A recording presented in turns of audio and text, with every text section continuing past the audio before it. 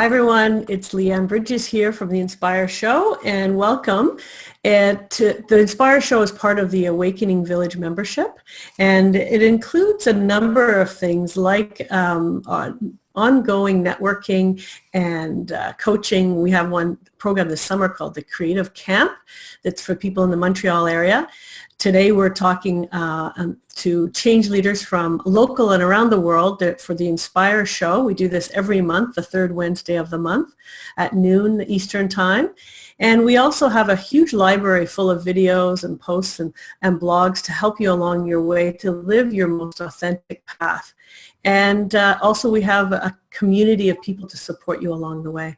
So we're going to get started. I wanted to welcome my guest today. It's Sharon Cohen, who is also a dear friend of mine, and we partner together in a lot of work initiatives. So welcome, Sharon. Hi, I'm so happy to be here. Thanks for having me, Lianne. My pleasure. So let me just introduce Sharon. As I mentioned, she's a friend. She goes by the kind of tag naturopath, but she's very much more than that. She is a very accomplished naturopath with a private practice in the Montreal area, but she also includes emotional and spiritual counseling with her natural path of balancing hormones, assisting in the healing of digestive challenges, and allergy elimination.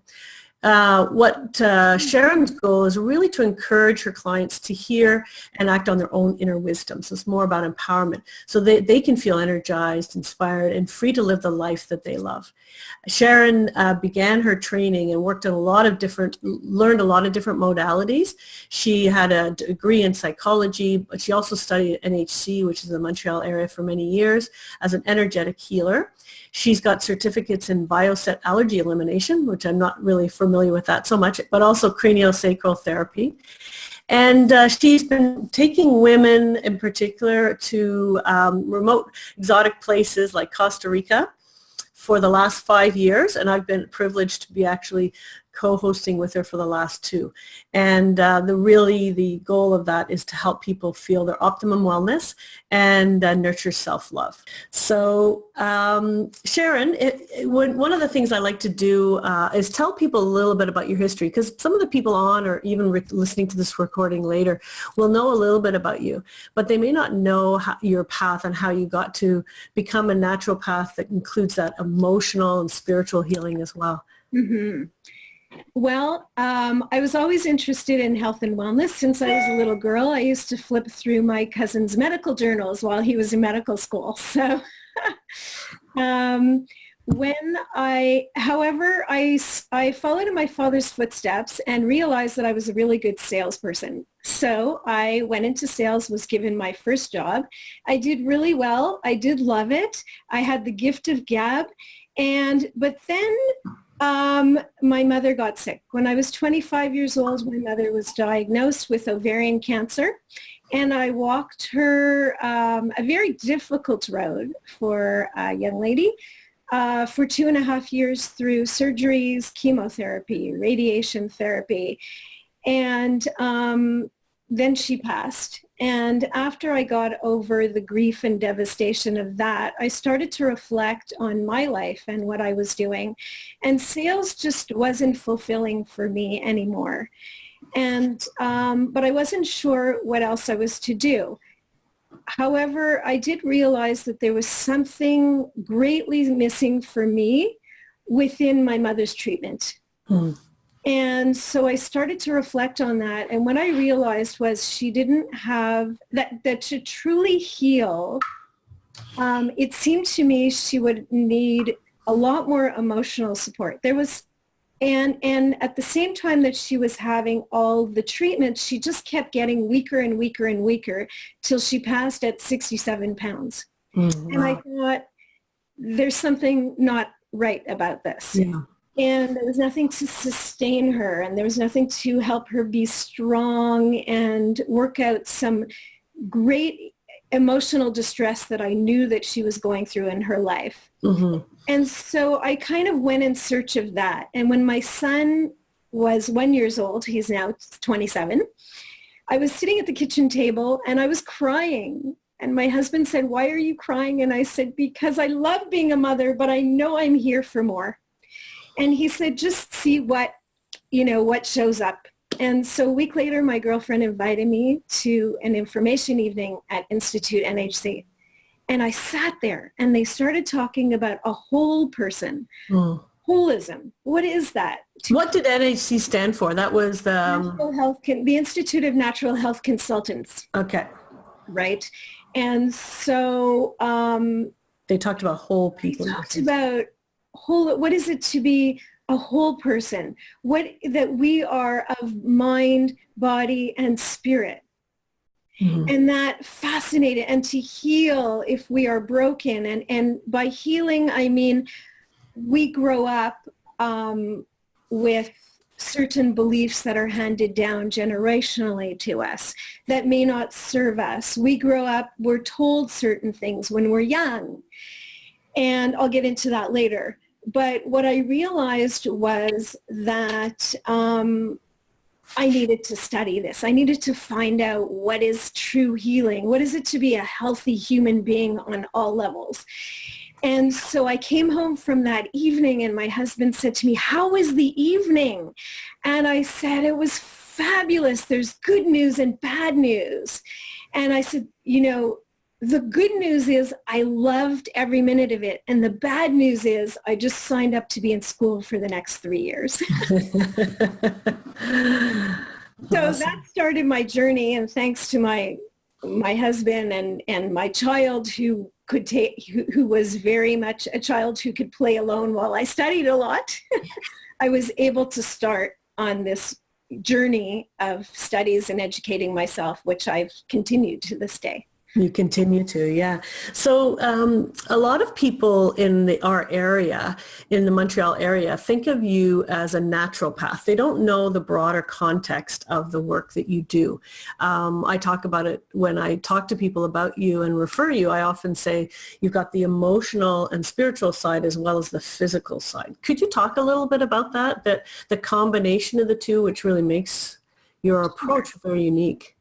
Sure. So I studied in university psychology, so I bring that forth with me as well. And like I said before, for me, true healing is we can't just talk about diet and nutrition. And yes, I do hair analysis and I check the blood for food intolerances. And all of that is very, very important. However, if we don't talk about the stressors in life and what's creating an abundance of stress hormone, then there's a whole big piece missing. What I help women do is bridge the gap between what's happening in their life physically, whether it be they're having hot flashes, insomnia, digestive disorders. So if I see hundreds of people with digestive disorders, not just women, but men and little young children too, believe it or not. So for me, it always goes hand in hand with what aren't you digesting in your life? That's really good. Can you give us, of course you can't give us any names or anything like that, but can you give us an example or two of that? Because that really brings a clarity to it. It's a really important information for people. Yes. So I've worked with a woman who was going through great grief, losing a loved one. And so came in and was not feeling well, low in energy, having hot flashes, digestive disorders, and was quite obese. And so came in to lose weight, right? And so we talked about, of course, diet, nutrition. We found out the food intolerances. We found out that she was mineral deprived, et cetera, et cetera. But what really was the clincher was, what did all this weight mean to her? Mm-hmm. And in some way, shape, or form, this extra weight was protection. Mm-hmm. Her protection, her way of staying safe from being too out there in the world, from being hurt again, especially after being in such deep grief, and losing somebody who helped her feel safe in the world. And so now it was about, so when we tapped into, number one, what what is all this insulation giving her, so then she could be at least open to letting it go. Right? And number two, all the digestive challenges, what can't you digest and integrate into your life? And it was the loss of this loved one, that she would never be okay from losing that loved one.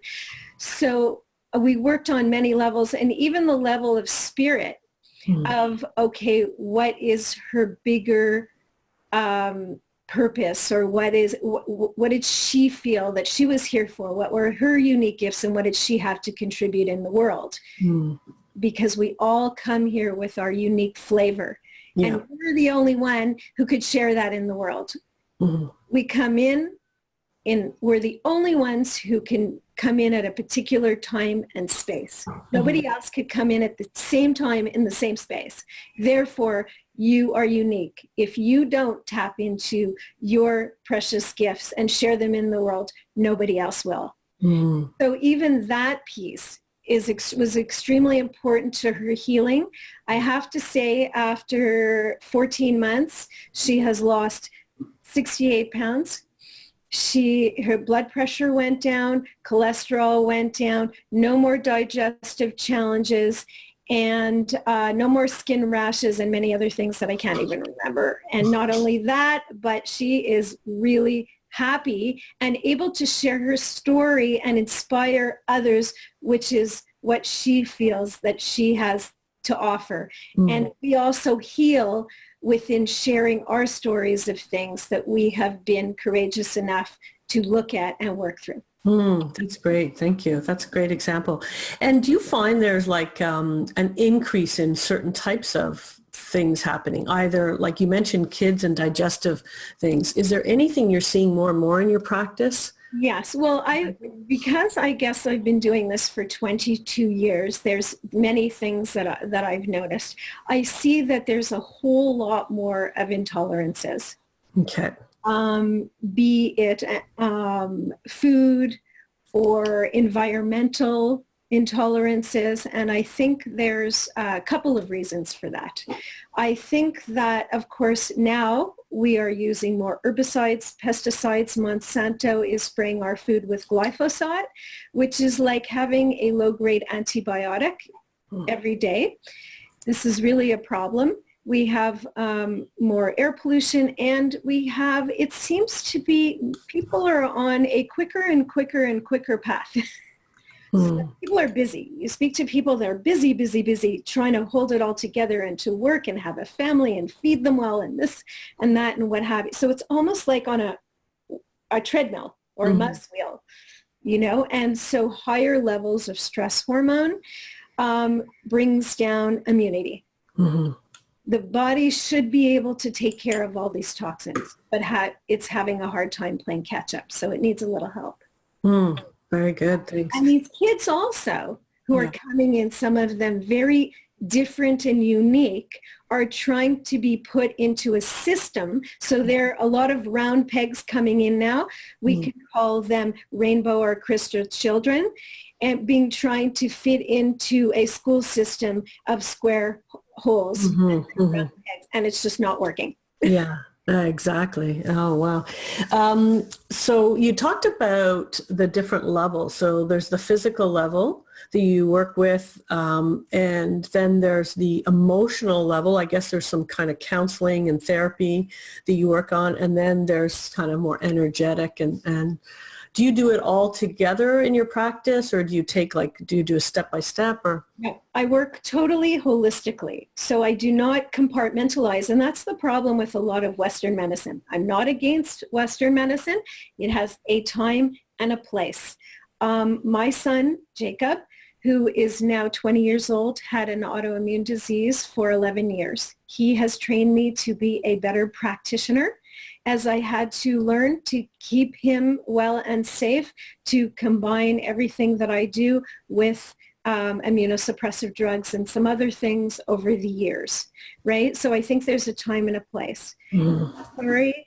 Oh, yes. And so, but I think that in our linear way of thinking, Wes, we compartmentalize everything, right? So for your digestion, you go see a gastroenterologist, but if you have a lung problem, you see, a doctor for the lungs or for the feet or for this or for that.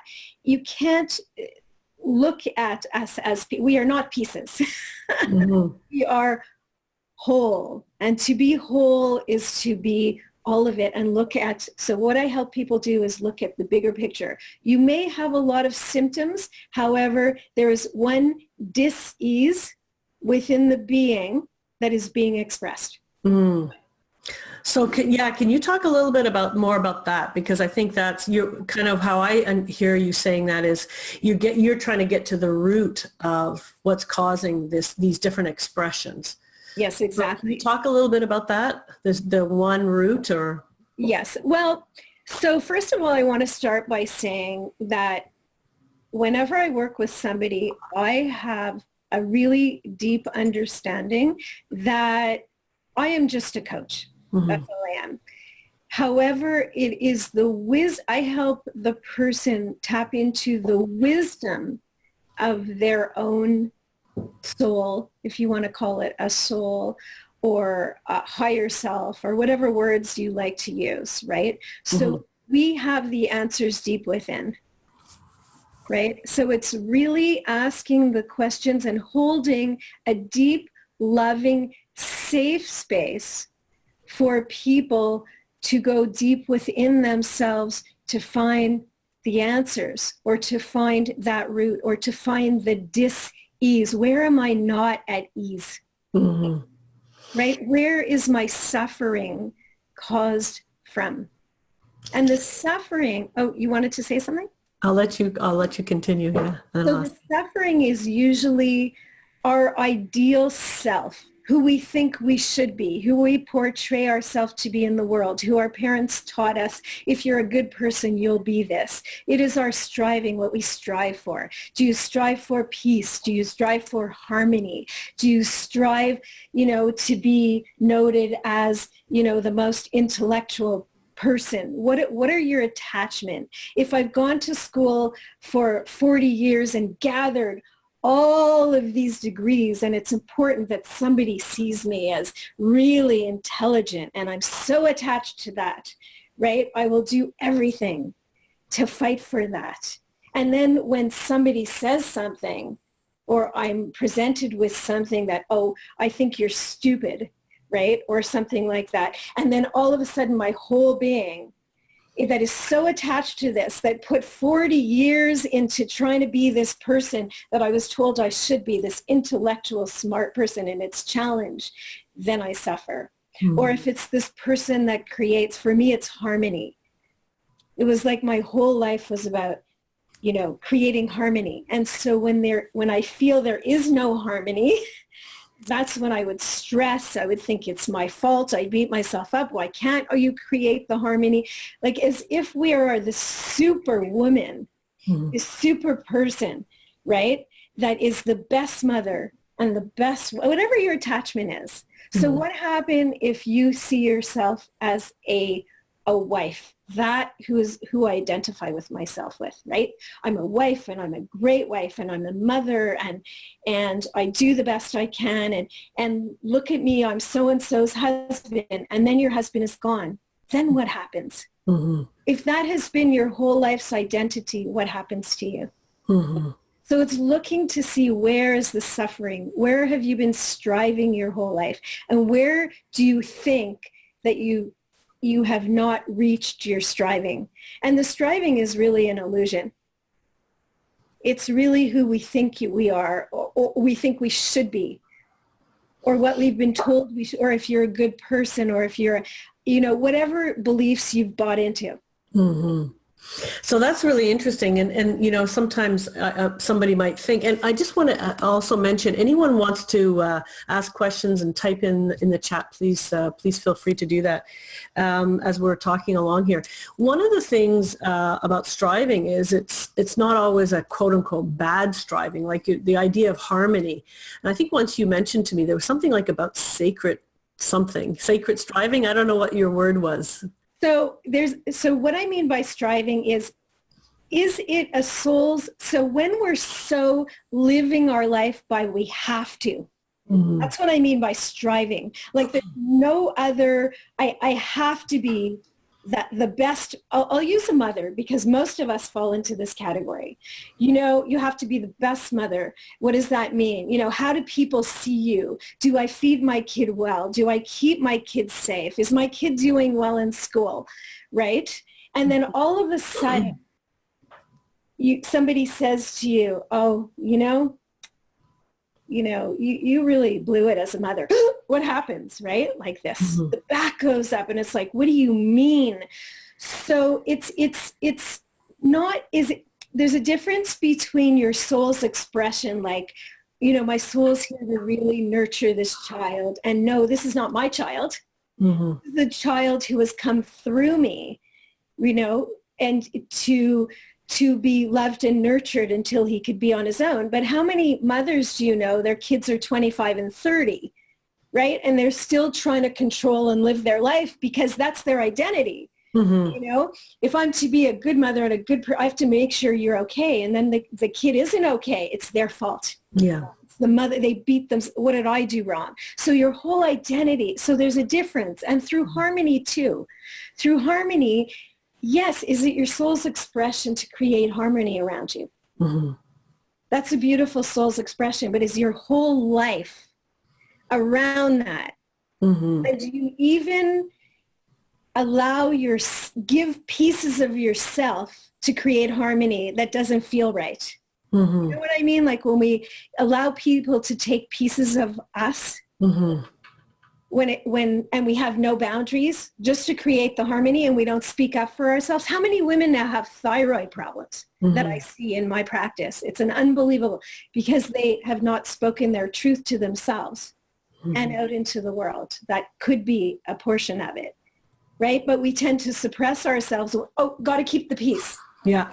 And it's interesting because a lot of people who are on spiritual path and people who would be listening to this, they kind of have that false idea that, okay, so I've been awakened or I've been doing all this work, so I should be finished. And some of this idea of attachment, it kind of just morphs from, being a good mother to being a good world citizen or global citizen or whatever your gift is to express in the world, if you're too attached to that. And you talked to me before about this idea of holism, that we can't have a world that's 100% in harmony. There has to be the conflict and everything, so we have to make room for that. Well, what is it to be whole? It's to be the yin and the yang. It's to be the dark and the light, right? It's to be the dark and the light. So what is that? And the light is what we could see. And sometimes the dark is what we can't see. Right? And the dark could be the parts of us or the shadow self of us that we repress, suppress, or deny. Very painful to look at. But true healing is we need to kind of go into that dark space. Right? And some of us could do it alone, and some of us need somebody to hold a safe, loving space so that we could look at those parts of ourselves that we feel are less than beautiful, or whatever, right? But it is part of the whole. And if we don't look at it, we tend to project it onto other people. Because when we do some work in Costa Rica, this part in particular is what I find very, very powerful.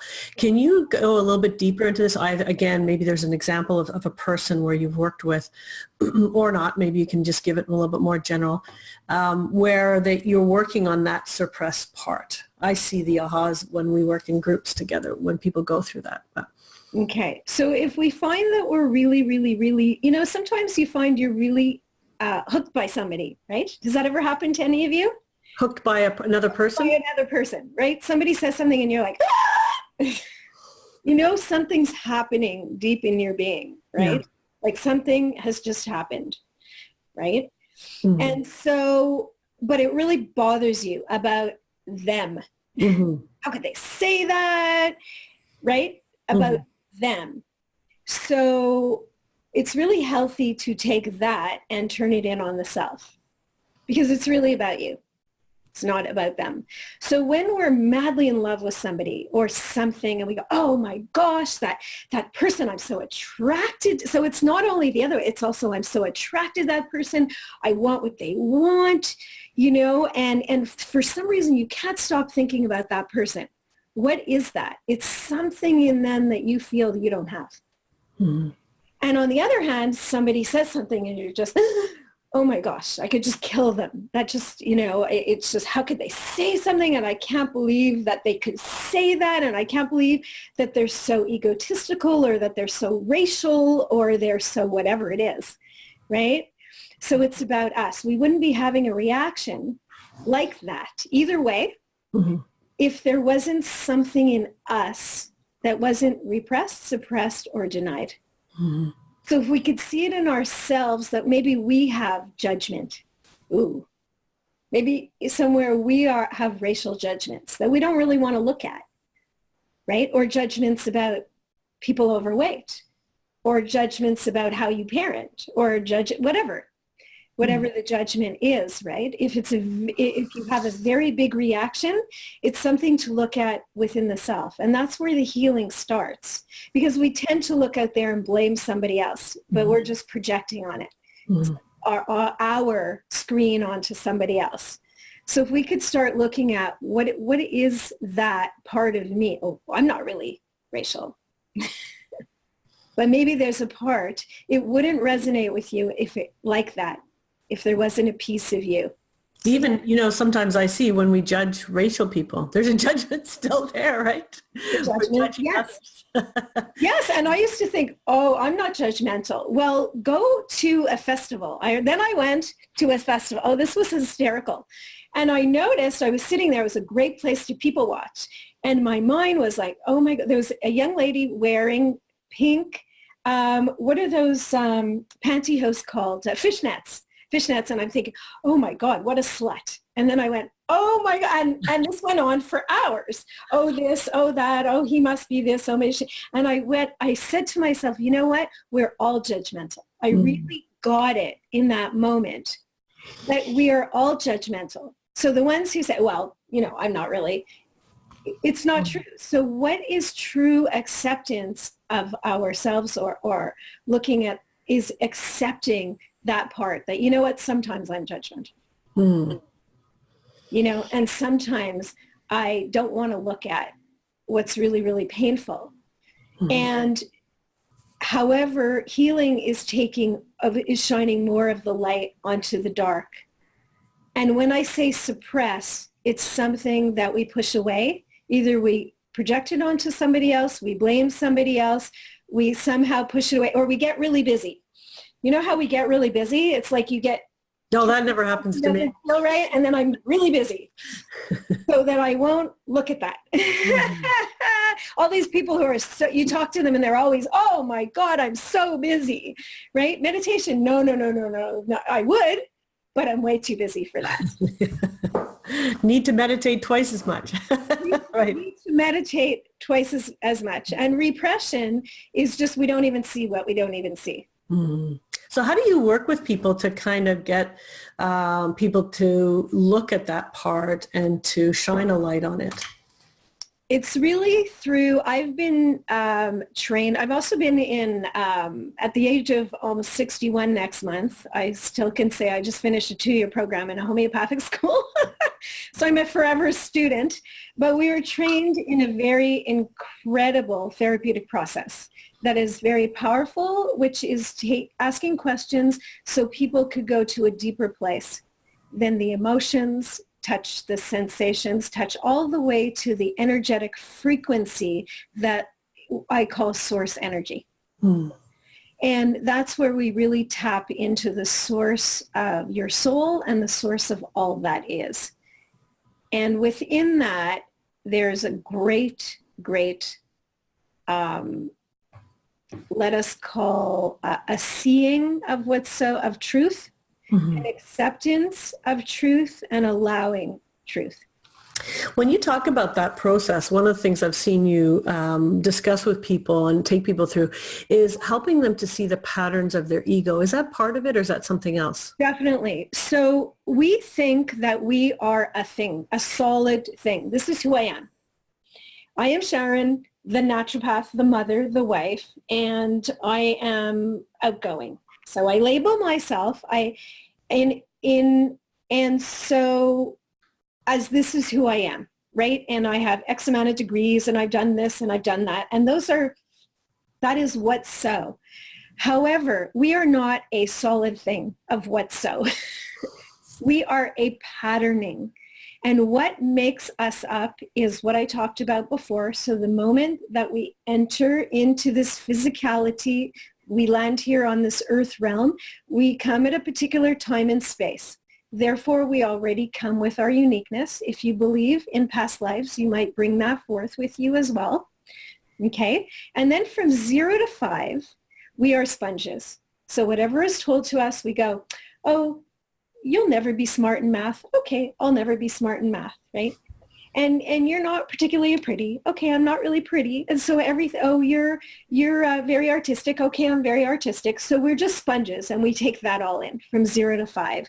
Around 7 starts reasoning. So we could start, to reason out in et cetera. But then we're told things by our parents, by our school, by our friends, et cetera, and we start to process, right? We start to buy into beliefs, and we're not even conscious of it. So I'm not even talking about beliefs only from this lifetime or from this generation. A lot of it comes generationally, passed down through our ancestors. So we are all of it, right? We are in this physicality. We are in possibly other lives. We are generational. We are what we've been told. And so that makes me this particular pattern. Pattern means I'm always in fluctuation. Mm-hmm. I'm not a stagnant is. Right? So Yep. we are always fluctuating. And the more we can let go and realize and be mindful of the words that we use, like I am this, I am outgoing, I am an introvert, right? I am a this. And just let go and watch those words and allow ourselves to be present in this moment and allow ourselves to surprise ourselves. Right? And also it's important who we surround ourselves with, because some people are much more comfortable keeping us in the past. Mm. Right? Yep. Because they're more comfortable knowing who we are, because it makes their life a little bit more safe, right? So if I know you to be this, and then all of a sudden, but what I keep hearing after our retreats is I go home, right? And then I'm a different way with my husband. And it's kind of like, he doesn't know what to do with it, right? Because you realize you're not in his, and you could really be a blank canvas and start reshaping and reforming and creating your life in all your beautiful colors as you let go of the shackles from the past. Mm-hmm. It's a little disconcerting because we train people how to be with us. Mm-hmm. So for 20 years, I've train my husband and my kids to be with me in this way. And now I come home and I change the rules. Uh-oh, that's kind of scary. And a lot of people stay in their old patterns because they're afraid of losing those people that are close to them, right? Exactly. And they're afraid what's going to happen to my marriage if I really express myself, if I really tap into my truth. And that is happening a lot these days, and even friends. And sometimes it's time to let go of people, places, situation that are not nourishing ourselves and our souls anymore, and allow for the new vibration of us to attract what is much more alivening and nourishing and healing for us. Mm-hmm. But we have to make space first for that to happen. So very interesting. And when you talk about that, coming in with the pattern, how does that relate to the concept of the ego and what the patterning of the ego? That's a really big conversation. So do you call that the ego, that pattern that comes in? Well, let's put it this way. The ego has a purpose, right? The ego is always trying to keep us safe. So we need the ego to wake up in the morning, to get dressed, to go to our job, to do the everyday things that we do. Mm-hmm. The problem is the ego thinks it's its job to run your life all the time, right? So mm-hmm. There is a time, there is a place, and it's a good idea as we become more self-conscious or conscious of the self in all its entirety. It's a good idea to really watch the ego movement, knowing it's always trying to keep you safe, right? So as a child, I grew up in a bit of a tumultuous house. And so how my ego kept me safe was I learned to be really loud and scream louder than everybody else and demand what I wanted, right? And that was my way of feeling safe. Whereas my brother's way of feeling safe was he'd go in his room and he would rock and cover his ears, right? And mm-hmm. So we all we develop our own coping mechanisms. Mm-hmm. However, so my ego knew itself as loud, and I had to, have power over people to be able to control them, to feel safe. And like I learned that as a child. But as I grew up, I realized it really didn't serve me, and it was a very big hindrance, right? Mm-hmm. So I had to keep my ego in check when it wanted to do that to mm-hmm. keep me safe. Right. And then connect with my soul and say, what is the real expression of what does my soul really need and want here, rather than what is my old mechanism mm-hmm. to keep me safe? Because overpowering people and taking up all the space and being really loud didn't really serve me in my older life. And that's great. So would you say that was kind of your part of your old patterning, and then you became conscious of it, and by becoming conscious of it, you could make a choice to reshape your patterning? Is that kind of how? Yes. And what I mean by patterning is like to understand we're always in fluctuation, right? So we're atoms and molecules resonating at a frequency, mm-hmm. at a particular frequency, and we're always in a movement. Right? We're always in a movement. And so I'll give you an example of a collective patterning. So a collective patterning is, let's say, the Milky Way. Mm-hmm. The Milky Way. Doris has to leave. Bye, Doris. Bye, Doris. Thanks for joining us.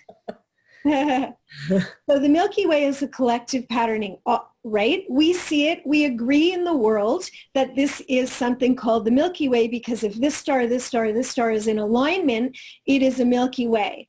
In truth, somebody made that up. Mm-hmm. One star has absolutely nothing to do with the other star. As a matter of fact, the stars are in different galaxies. Mm-hmm.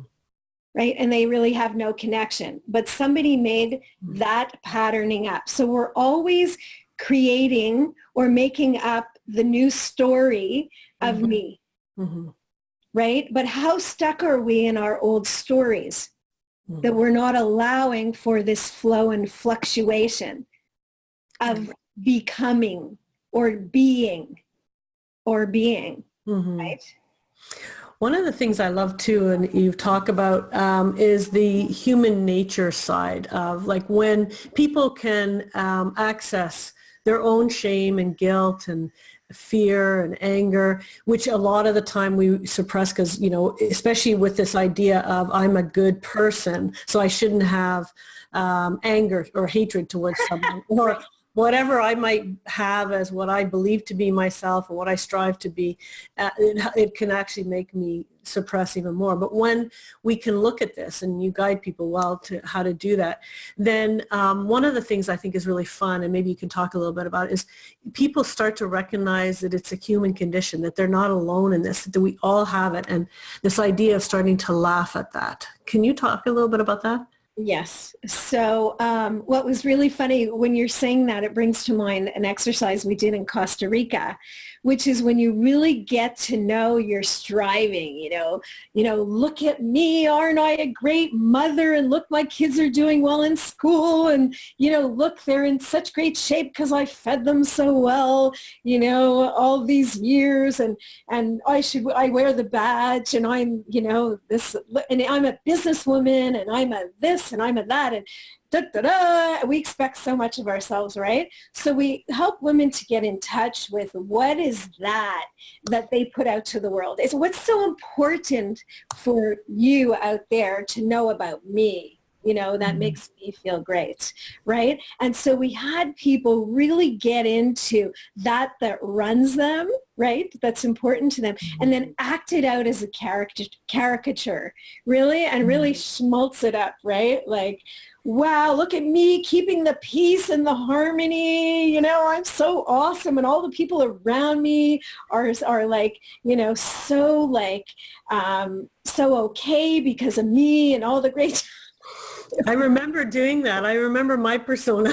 What was yours? I think I was like taking care of everybody, and that was with one of our participants. And then when it was good, you then asked the participant, how did she feel? And she felt disempowered because I was like, okay, you're going to do this, you're going to do that. And that's what we do with our kids, right? It's so great you said feel disempowered, right? Yeah. It's like, and then we project our stuff. Like every time my kids would go out, oh my God, do you have a jacket? Do you have a sweater, a jacket, a hat, a something? Because every time I went out, I was cold. My constitution was I was cold, right? Mm-hmm. So I projected, oh my God, he forgot his jacket. I have to drive to his work because if he's going out after work, I know it's going to be cold, right? And my kids felt totally disempowered. Yeah. They're like, Mom, like really, you got to let us do this on our own. And I was like, oh yeah, I get it. I totally get it. Do it on your own. And then the next time I feel this, so I kind of gently carry it to their car, saying everything. I get that totally, for sure. Awesome. We disempower people because somewhere in there they feel we don't trust them to be able to take care of themselves, right? Yeah. Themselves. And I see it more now because my two boys have moved out. My younger one moved out at 19 in December. And I see now that he's perfectly capable of working 2 jobs and paying the rent and doing grocery shopping and washing his clothes. And I'm like, wow. He doesn't need me to do that. Exactly. Hey, it's amazing. Awesome. Before we close off, I just wanted to ask if anyone that's online here wanted to ask any direct questions or any comments to Sharon before we close a little bit. We have a few more minutes. We can talk as well. Anybody, please? That's okay. No problem. So when we talk a little bit about the work that you do, can you give us just a little bit of a sense because I know I've worked with you. So if I was to come in to sit down with you, a lot of times people may or may not present a physical problem. They may also have an emotional problem. They may be having a problem with their husband or getting over grief or whatever it might be. So what can somebody expect when they sit down with you? How does it work? You're in your office right now. I can see some crystals behind you and stuff. Yeah. So how does that work? So I really work with the person who comes in, right? So if a person comes in and they want guidance for nutrition, that's fine. I really listen for what they want and need and help them to make the connections. So what we first start with is what is their greatest challenge? Always. It could be that I have people who suffer from anxiety, depression, like I said, hormones, night sweats, insomnia, digestive disorders. So we talk about that and what are their goals through coming to see me. And then right off the bat, I ask them, if they're coming for that they have high blood pressure. We talk about, the broken heart. Is there anything in their heart that doesn't sit well? And we get right in very quickly into that dis-ease or what is not sitting with ease within the person, right? If they're open to that. If they're not, then that's fine. We can talk about nutrition and what have you. It's not my agenda. It's their agenda. It's what they come for. I am there to be of service to the client. And so then we'll do a lot of the therapeutic process. Also, I have a woman who just came and she has, she's losing hair. A lot of women come to me because of hair loss. And so I do a hair mineral analysis for many different things, for gut problems, etc. So we could see if there's heavy metals, we could see the state of the adrenals, if the gut is absorbing in many things. And I do blood food intolerance tests as well if people feel that they are having gut challenges or rashes or different things. I do a lot of allergy and intolerance called the BioSet allergy elimination. I do that a lot with adults and particularly with children. It works beautifully. And so we could do that as well. I could set them up with better guidance through nutrition as well. And I'm also a hands-on energy and craniosacral practitioner. So that helps with circulation. It helps to feel grounded, to balance chakras, to heal, to balance the auric field, as well as sends nourishing blood and energy to the organs and glands. So there's So you look at all aspects, the energy to the emotional to the physical. To the physical, and I work with a chemist and a laboratory where I sit down with the chemist and we overlook all the testing to come up with a great plan that works not only physically but emotionally for the person as well. I have a very long intake form. And then I also, if need be, if people, some people want to lessen their medication or go off medication, we talk about that possibility. And I work with homeopathy, with herbs, vitamins, minerals, and flower essences also that work beautifully to support children. You also help people take some of the toxins out of their house by giving them advice on that as well. I remember. It's a great idea to do cleansing. I think it's very important to support the overall health and well-being, and the physical toxins, I believe, are also attached to emotional toxins. So it all kind of, when we're detoxing physically, usually what is not sitting well emotionally comes up and to be released, as well as the physical toxins. And if people I've noticed it's people maybe not sure whether they want to, speak with a certain practitioner or not. One of the things that's great is you offer like a free phone call to talk to them and get a little bit more sense, right? Over the phone or via Zoom like this. Yes, it's my pleasure, because it's always good to see if it's a match. Because I do very deep work with people, and there has to be some kind of a connection and trust. So I do offer a 30-minute Skype call or telephone call or what have you, just to see if there's a way to be of service to the person, for sure. That's awesome. Yeah. So before we get off, I just want to ask, is there anything that you wanted to talk to people about? And I'm just, as I ask that question, I'm just going to read what Julie had to say. So Julie asked, so what happens when a person arrives for a physical condition, where they're undoubtedly related to an emotional, spiritual disease, and the individual isn't prepared to look deeper? That's a really good question, Julie. Thank you for asking. That's a great question. Thank you. Because then I respect that. Usually what I find, actually, I have had calls over the last... I had one of my family members like that. We won't go on to whom. I have a very extensive intake form. So a couple of times women have been filling out the form and said, I'm not ready for this. And I appreciate that. And I am happy to send them to a person who works solely on the physical level. And that's fine. And I respect that. Usually, however, what I find is women come in, and the women that may only want to address the physical, and that's how we start.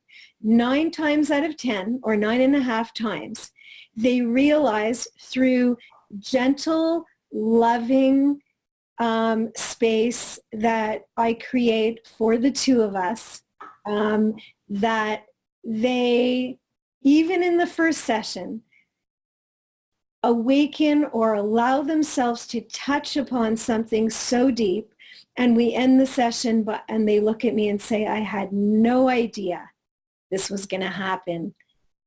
Right?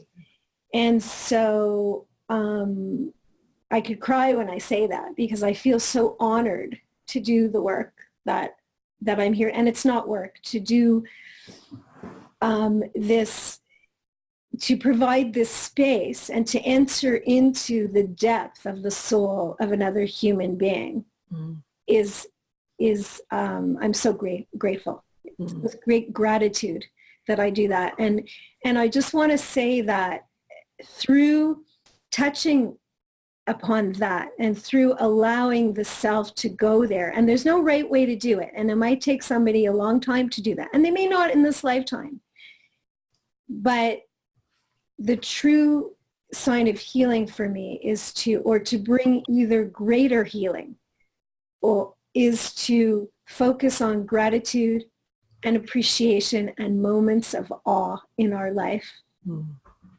right? Because every moment is a moment of awe, if we could see it that way, a moment of wonder and magic.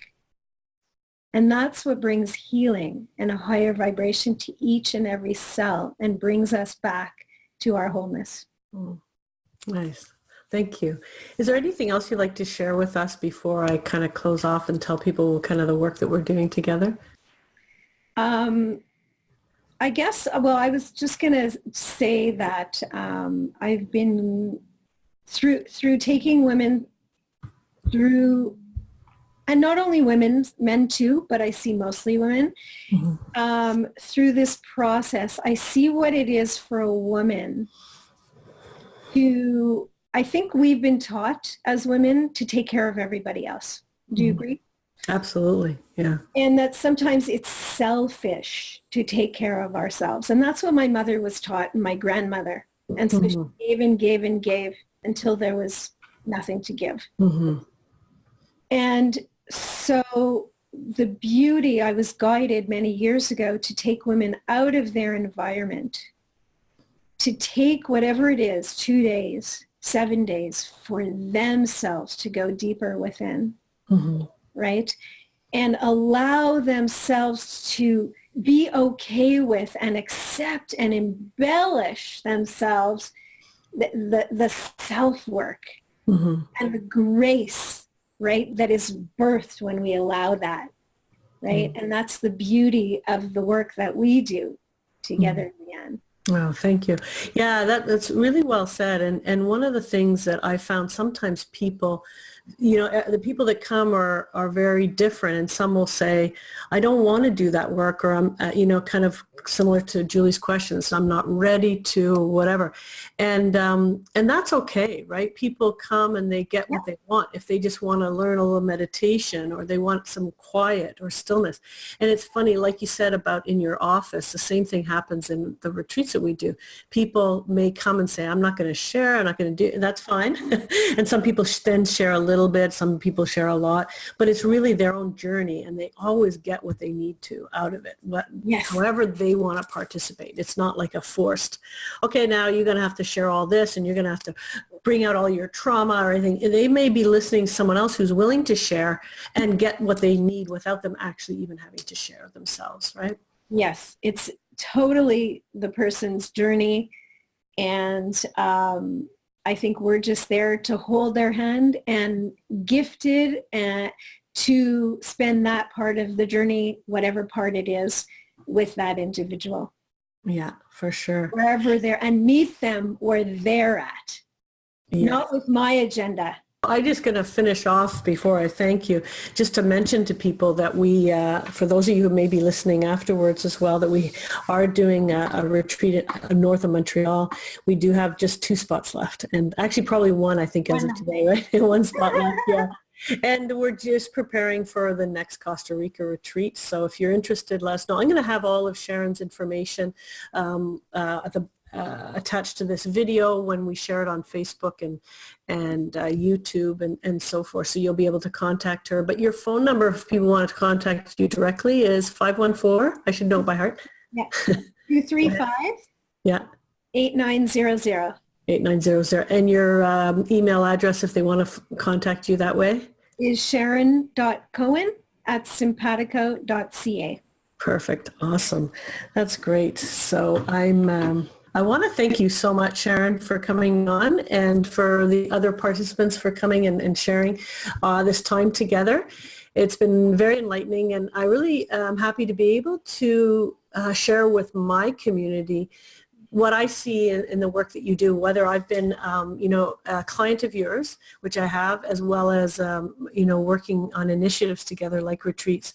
This, I think what we did today, I'm really happy, is got to some of the core of the work that you do, that people don't see as much. The people that come to you get to see it, but the people who have never really come to see you haven't seen that part of it. And I think it's really good. And Dora said here, I don't know if you saw the comment, she said, I really enjoyed the conversation, and I'm disappointed I have to leave. Thank you, Sharon, Lianne. If I was unsure about Costa Rica before, I'm now convinced. Bye for now. That's great. But that's really, the purpose of this show is to really, pass on information, but also to help people understand the types of practitioners are out there and what could be available for them. Because I do know there's a lot of people in my community that could really benefit from your services. So thanks so much for sharing with us today. And we look forward to talking to you soon. And I thank you, Lianne, for doing the beautiful, beautiful work that you do in the people in the world, and the people that you gather around and help nourish their souls one at a time and in community. And you are just a shining beacon of light in the communities that you touch around the world. So God bless and thank you. Thank you so much. I really appreciate that. Awesome. Bye, guys. Bye.